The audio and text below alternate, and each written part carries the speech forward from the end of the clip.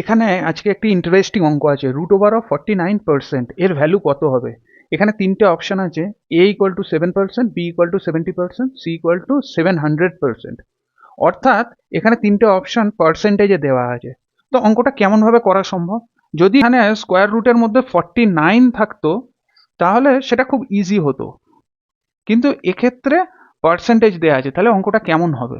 তো চলুন অঙ্কটা লিখে নেওয়া যাক।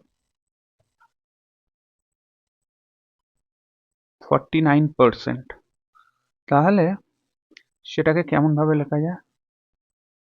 49,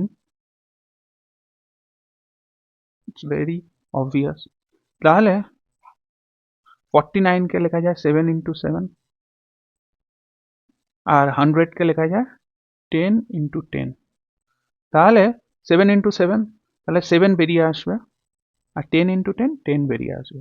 তাহলে 7/10 হচ্ছে আমি অ্যাকচুয়াল ভ্যালুটা পেলাম, কিন্তু আমাকে অপশন দেওয়া আছে পার্সেন্টেজে।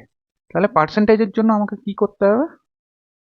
7/10 × 100 করতে হবে, এবং এটা কিন্তু পার্সেন্টেজ।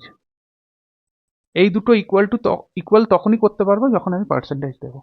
এখানে দেখুন 10 × 100 কেটে গেল, 10 হলো, তাহলে 70%। অর্থাৎ আনসার হলো বি, অর্থাৎ √49% ইজ অ্যাকচুয়ালি 70%। আশা করি ভিডিওটি ভালো লাগলো। আবার দেখা হবে অন্য একটি ভিডিওতে।